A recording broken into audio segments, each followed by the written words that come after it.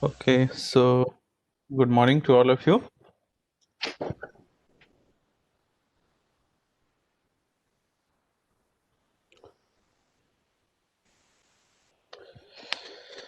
So let us discuss few points here.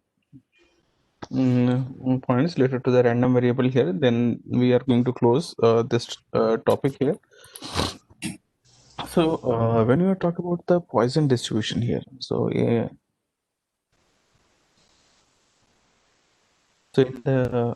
the previous few discussion we talk about a lot of different types of distribution processes here. Where we talk about the continuous distribution process, continuous distribution process, as well as the discrete distribution process too here. And meanwhile, we also discuss few of the practical aspects of those distribution methods here, using few examples here. So simultaneously, in continuation of that here, we are going to discuss one more distribution process here, which is important here for the many applications it is used here. That is called as the Poisson distribution here. It's a name based on the inventor who invented this whole story here. So when we are talking about the Poisson distribution here, so in case of Poisson distribution, whatever the outcome we are expecting here, this outcome is depends on the uh, occurrence of the experiment output here within the interval here. So it is not specific to any time instant here. So previous cases here, for example, if I take the binomial distribution here, in the binomial distribution when we talk here, there is exclusively two possible outcomes here. It could be success or it could be failure here. There is only two. For example, if I'm going to toss a coin here, so there will be only two possible outcomes. Either it would be head or it would be the tail here. There is no third aspects in case of Poisson distribution here. But whenever we are talking about this Poisson distribution here, so in this case, we are going to expect some experiments outcome here, but this outcome is not uniform here. But we can say within an interval, this is the amount, this is the rate within an interval here. Okay, did you understand another point here? When you say the Poisson distribution here, so here the outcomes are not uniform here, but within a time interval here, if I divide this experiment's outcome here, if I take different segments of time frame here, so within that segment the number of outcomes which you are getting here, it is going to be same here. Yes, or you can say more or less it is approximately equal here within an interval here, not at the different instant of time here. So we define this outcome here that it is going to be happen within an interval of the time here. So based on that, if we move here, if we need to define it here, then it is defined through the formula. So as you can see, this is the small fx representation. It means it is the density functions here. So we are representing the density function of the Poisson distribution here. So fx is equal to e power minus lambda into lambda power x divided by the factorial x here. So x has their uh, general meanings here, like the random variables representation by the x here, and the lambda, which is the new parameters which is appearing in this expression here. So this is lambda is a parameter which is the average number of occurrence of the random events in the interval here. So this is average number of occurrence of the random events here. So it could be, it would not be uniform at the different instant here, but within a time frame, if you are going to observe it here, then this is going to be the uniform here. So that's why we are emphasizing continuously here. When we say the Poisson distribution here, we are talking in terms of interval here. Okay. So whenever we are going to perform this Poisson distribution here, so the outcomes of any experiments here, which you are going to measure here. So this could be a function of time and the space here. But our interest which lies here corresponding to the outcomes which are happening due to the performance of some experiments here. if I'm going to, in general here, if I'm going to perform some experiment here, so that experiment's outcome will be here. Here, whatever the outcome here, it doesn't matter to us here, but we are only interested corresponding to the experiments. These are the outcomes here. So it is providing an outcome here. So this is our reference point here. Within that, this thought processing here, we have to move on. So whenever some problem statement is given here, so you have to guess the statement of the problem statement here, that it is talking about the constant here, or it is talking about the average here within a time interval here, or it is talking about any specific time here. Here, for example, if we say the Barnum distribution here, where we talk about any specific time, this is the events we are performing. So corresponding to that event, we get this outcome here. But here in this case, within the interval time here we are, or with a constant rate here. And this average value which we are going to define here corresponding to the Poisson distribution here, this average organized with the parameter lambda values is going to be same across all the interval here. Okay. Yeah. And we could define this parameter here based on the time interval where we observe this experiment's outcome is appearing here. So whatever the time interval I can decide here, within that time frame, if you observe, this will be the same here. It doesn't mean that if I'm going to change the time interval, it is going to change subsequently. But within the time interval here, it is totally independent of the time here. We could define the time interval here, but impact of the time interval, it is not going to be influenced by the other things here. So some situation where the Poisson process can be applied successfully are number of deaths from a disease such as heart attack or cancer or due to snake bite here. So this is, so you can't say that within a exact value, exact time here, this number will be matched here. But if we observe this kinds of values here within a time frame here, then more or less the value we are getting here will be same here. Okay. So this is the one example here. So in a study of suicide, it was found that the monthly distribution of suicide in a Cook country between 1997 here and 1987 closely followed. So here first thing you will observe here, there's a time frame between 1977 to 1987, a span of 10. Closely followed a Poisson distribution with parameter lambda is equal to 2.75 here. Okay. Find the probability that a randomly selected month will be one in which 3 adolescent suicide occurs here. So here, selected month will be one is just 3 adolescent. So corresponding to the random variables, they have defined x value 3. Simultaneously, they have defined what is going to be the lambda here. So what is the formula? E to the power minus lambda into lambda power x. Here e power minus lambda power x divided by the factorial x here. So if you substitute it, you will get the answer here. So you need to catch the word of the statement here. It is going to talk about the Poisson distribution here, or it is going to talk about the binomial distribution here, or the normal distribution here. So we have to be a little bit selective here in the initial frame here. So now we are going to explore a few more things here. Then here we'll close today's session here. So mean variance is standard deviation of the random variable here. So number x rolled on a die S. So as we are going to roll a die here, so it would be possible that out of the 6 outcomes, anyone could appear here. 1, 2, 3, 4, 5, 6 here. Correct? So out of the 1, 2, 3, 4, 5, 6 here, occurrence of each outcome is equally likely here. Okay.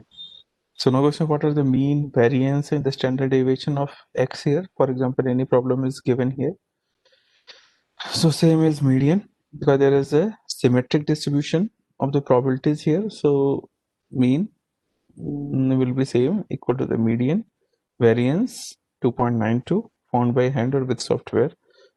We could calculate standard deviation, that is under root of variance here. So 1.7 here. Okay. Similarly, number x rolled on a die has mean 3.5, a standard deviation of 1.7 here. So this is one observation here. So this is just observation which you are going to discuss here. Mean is standard deviation of multiple of random variables here, which you are going to discuss. So you can observe the probabilities. Here this is 1, 2, 3, 4, 5, and 6. Okay. And here it is 2, 4, 6, 8, 10, and 12 here. So what we have done, we have just simply multiplied by a factor of 2 here. The same expression with the same values here. So you can see the amplitude level is same in both the cases here. And whatever the outcome we are getting here, so this outcome is just same here. So what is the point here? Here mean standard deviation for multiple of random variables here. So now the question arises, what are the mean and standard deviation of double the role here? So if I am going to double the role here, so what will be its impact here? The first question here. Okay. In case of previous one here, we just simply double the number here. That's it. Okay. So in case of doubling the number here, the impact will be like this. For double the role, mean is 2 into 3 into 5. Whatever the correspond to the previous one, we have already knows here. This mean is 3.5, the standard deviation is 1.7. So corresponding doubling the role here, this will be multiplied by a factor of 2. So standard deviation is going to 2 into 1.7 is 3.4. So if we have the previous random variables of previous case, the values are known to us here. So corresponding to the new scenarios here, we could take the advantage of the previous calculation or the previous information which is available to us here. Based on that, we could simply move ahead here and calculate here. Mean is standard deviation for sum of random variables here. So here you can see what is happening exactly here. So sum of random variables. So here what is happening? This is going to be sum up here. Okay. So first you can see as I am going for the role here 1 times here. Okay. So it could be 1 by 6, 1 by 6, 1 by 6 here when I'm going to roll a 1 die here. Correct? Because this is when I'm going to roll a die here, every outcome is equally likely here. So out of the 6 outcome, any outcome could appear here on top of it here. So based on that initial understanding, we are just tweaking the questions here again. Okay. So mean is standard deviation for sum of random variables. Background number x1, x2 on 2 dice. Each is mean 3.5 and variance 2.9 here. So we have already defined the two things here. Now we are moving ahead with the question. What are mean, variance, and standard deviation of total on 2 dice here? Okay.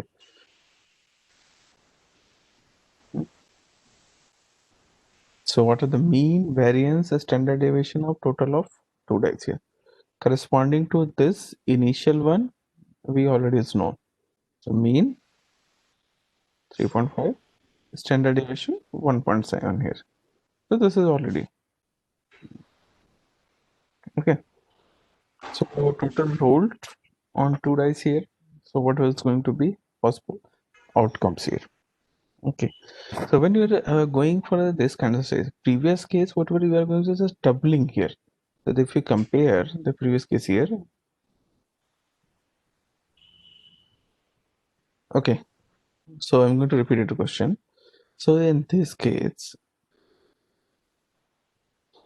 here, what we are just done here, we have taken 1 dice here, okay, and in place of 1 dice, the information is known to me here. Now, compared to the 1 dice here, I am going to take a 2 dice rolling. In place of 1 dice rolling here, I am going to perform a 2 dice rolling here, okay. Did you understand? So I am going to perform a 2 dice rolling, correct? So as I'm going to roll a 2 dice here, if I'm interested for the outcome 2 here, so what will be the outcome? So on 1 dice it would be 1 and the another dice it need to be also 1 here. All if you agree? So the total possibility for the outcomes here will be 1 by 6, 1 by 6 multiplied, because both the events are independent here. Because when I'm going to roll a dice here, two dice simultaneously, outcome of one is totally independent of the outcome of the another here. It doesn't mean if the one dice outcome is coming as a 1, another would also follow it here. It is never going to happen. Okay. So corresponding to the outcome 2 here, so it will be 1 by 6 into 1 by 6. So it will be 1 by 36 here. Now what is the possibility we are going to get the outcome 3 here? So it may happen first one is getting 1, second is getting 2. Okay. Or second possibility could be first one getting 2, second one is getting 1 here. Okay. So corresponding getting 1 and 2, 1 by 36. Corresponding getting 2 and 1, it could be another 1 by 36 here. So this will be total 2 by 36 here. So this way we can move on here. So in order to calculating the total possibilities here. Okay, so once we have defined these things here, so what is the mean and variance here? So mean will be the summation of the twos here, and this variance will be again the summation of their individual variances here, and the standard deviation will be a square root. Because when we say the standard deviation here, so standard deviation is the root of the variance here. So we will follow the same approach here. Standard deviation will be 5.84 into divided by the 2.4 here. Okay.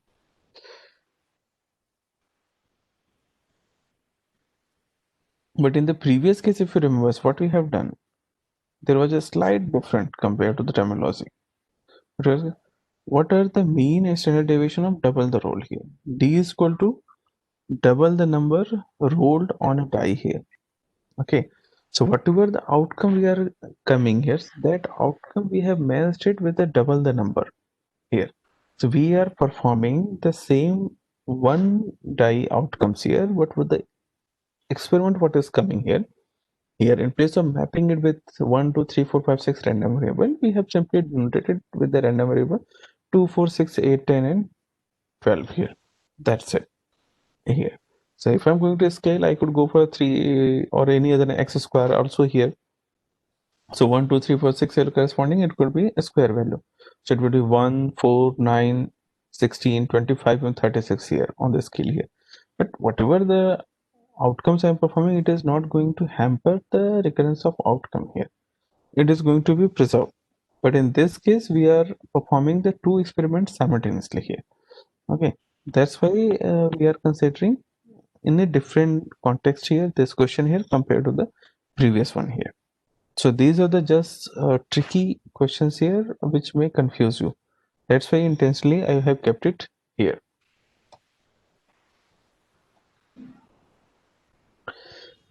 Doubling random variables or adding two random variables here. Okay.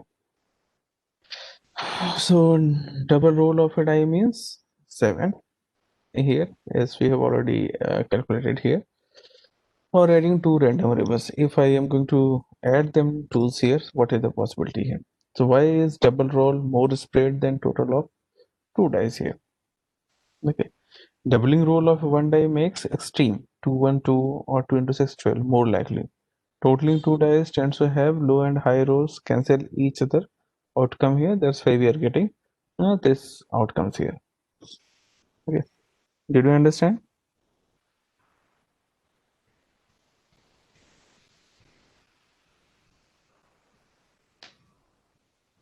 Just explain previous case here. Doubling is totally different. Whatever the outcome is coming, I'm just going to double it here. Okay. So I could go for the square or any other mathematical operation I could perform, or any functional operation I could perform here on the experiment's outcome. I could map it here. That is totally independent. Doubling the die is one thing, and rolling it two dice simultaneously is totally different thing here. Okay.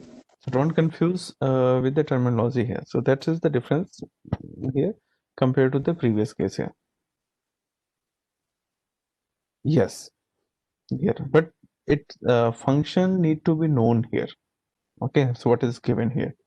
Here, so corresponding to, because if you say map it to this two possibility, just like doubling here. So when I am going to double it numbers here, so I could get the 2 here, I could get the 4 here, I could get the 6 here, but I couldn't get the 3, I couldn't get the 5 here by doubling the numbers outcome here. So by quick observation also here you will have some idea here that what is the problem statement saying, where it is leading to us here. Okay, just a small observation will make you in the comfortable zone here. Okay. Doubling random variables or adding two random variables. This is the key to the benefits of sampling many individuals. The average of their responses gets us closer to what's true for the larger group here. So when I'm going to roll a dice, a lot of problem based on this rolling a die, tossing a coin here is given in the book here. So my suggestion is go for those problem statement here and solve it here. Here, because a lot of clarity you will get it once you solve more and more problem statement here. And these are the problem statements are more in the syllabus areas. The reason is because these are the experiments which are very much familiar to all of you here. So you already have some kind of uh, obvious information about these kinds of experiments here. Rolling a dice or tossing a coin here. So these kind of experiments you already perform it as a different context here. So some other some sort of information you already carry with yourself here. Okay. So this is the point. This is the reason we are moving ahead with this information here. Now this is the all related to the random variable discussion which I want to communicate with you all here, and simultaneously in this complete random variable context here we discuss about the random variables, discrete, continuous here. We discuss about the notation for representation here, probability distribution, displaying, summarizing, probability rules applied to random variables here, constructing distribution table, mean and standard deviation of a random variable, rules for means and variance here. So these were different aspects here we have explored in this initial set of discussion here. So up to this point here, we have covered our first 3 units of the course here. So if you go through my first slide here, so where I have divided this whole course into 5 units here. So till this point here, we have discussed the 3 units here. Out of the 3 units, one quiz already happened. Second quiz is scheduled today here. After a few minutes, it is going to start. Okay. And simultaneously by today or tomorrow, I'm going to post the assignment 1 based on this unit 1, 2, and 3 here. So just for your practice purpose here, I'm going to provide you some set of questions here, but we have to solve those questions here. So these questions are not meant here that this is the only this much number of questions you need to solve here. This is just for the sake of reference here. You need to solve as many as you can here. Okay. So any doubt regarding the today's quiz here, you can ask here, and then I'm going to close this session here. Link will be shared on the Google Classroom here. So all of you are requested to join the Google Classroom.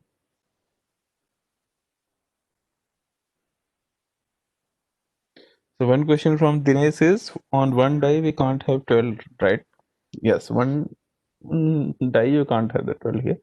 But when I'm going to frame the random variable, fx is equal x is equal to 2x here. Whatever the outcome is coming, it could be 2x here. Okay, so I can frame it like this, or capital X is equal to x here. Whatever the outcome is coming, 1, 2, 3, 4, 5, 6 here. So compared to the previous request here, so this time timing will be for the 20 minutes here as I decided here. So I'm going to make it 25. That's it. It will start 9:30. It will goes to the 9:30 to 9:55. That's it. After that, no one get a single minutes here.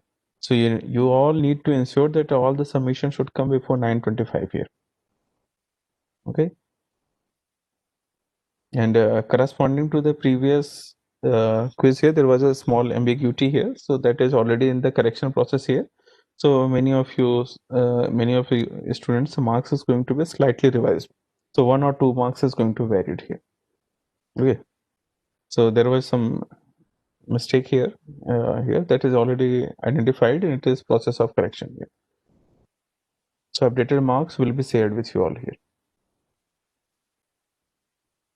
Anything else?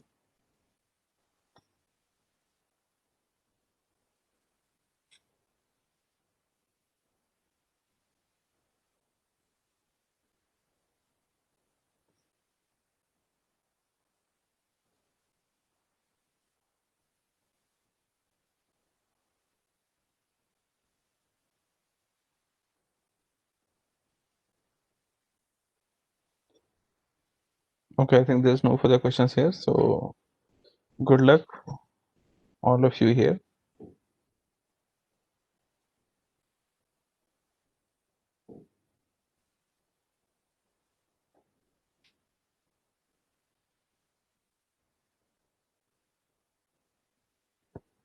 Yes, yes, yes. You all can leave the class. There's no further input from my side here, so you all can leave. Okay.